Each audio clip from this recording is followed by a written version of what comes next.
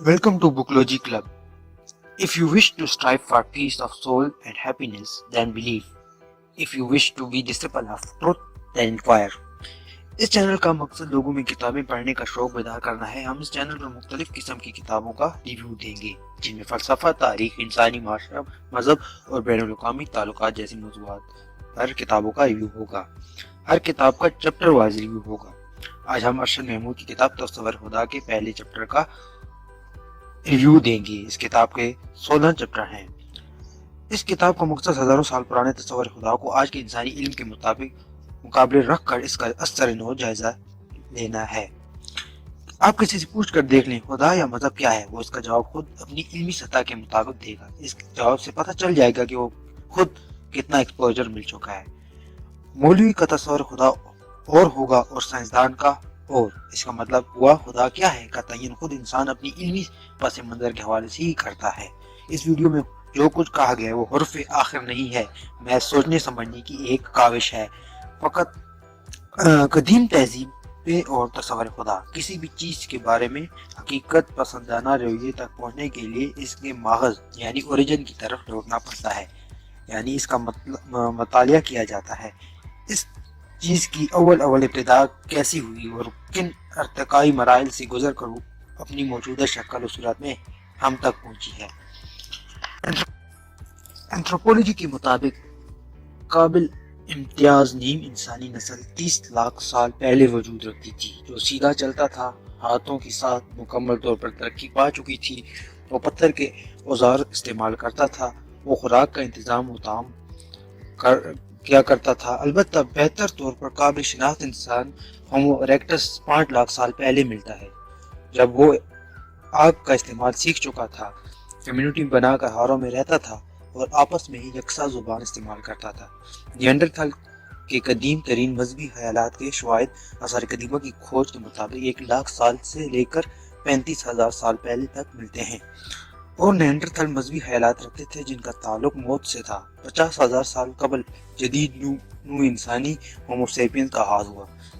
इस दौर को जिसे पैलियोलिथिक पीरियड कहते हैं, बहुत से नस्वानी मुजस्मे मिलते हैं जिनसे एक अजीम माँ का तस्वर उजागर होता है। हमारी जमीन पर आखिरी बर्फानी दौर 11,000 साल कबल मसीह खत्म हुआ। 8,000 साल से 6,000 साल कबल मसीह में इंसान ने नियर ईस्ट में फसल उगाना सीख लिया और इसका काश्तकारी का ये फन अगले कुछ हजार साल में यूरोप, एशिया और अफ्रीका के इलाकों में फैल गया। इस दौर को नियोलिथिक पीरियड कहते हैं। ज़राअत ने इंसान के मजहबी ख्यालात को भी बदल कर रख दिया।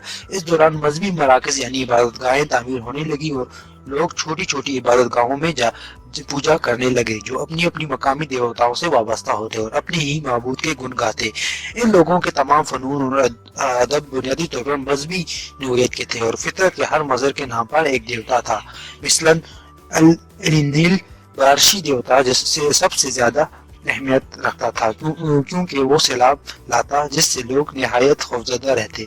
बाइबल और कुरान की सैलाब नूह की दास्तान पुरानी इराकी तहजीब यानी मेसोपोटामिया के लोगों की एक सैलाबी असातीर का हूबहू चरबा है। इधर मिस्र में इंसानी सूरत और खासियत वाले देवता की परस्तिश आम थी। एक तमहीने के मुताबिक अहले मिस्र के 200 माबूद थे। मिस्रियों में हमेशा से सबसे बड़ा खुदा का तस्वर सूरज देवता से वाबस्ता रहा है, इसलिए बादशाहों सूरज देवता का अवतार समझा जाता था।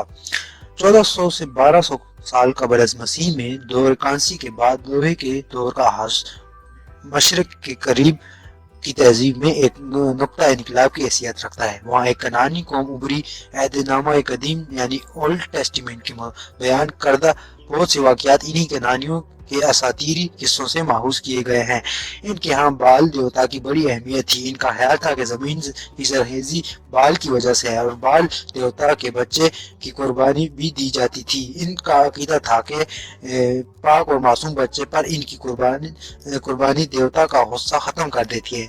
इसका पृथ्वी इब्राहिम अलैहिस्सलाम के किस्से में भी नजर आता है। 1750 कबल मसीह में बाबल के एक बादशाह हम्मुराबी ने दावा किया था कि इसे देवताओं ने बुलाकर कहा है कि वो जमीन पर इंसाफ करे, बदी और बदमाशी का खात्मा करेगा। गोया पैगंबर का तस्वर भी उभरने लगा था। क्लासिकी मजहब में एक मिसाल यूनानी मज़ाहिब की है। यहाँ दो बड़े शहर شہری ریاست ایتھنز اور اسپارٹا کی ملتی ہے۔ 3306 سے 500 قبل از مسیح کا واقعہ ہے۔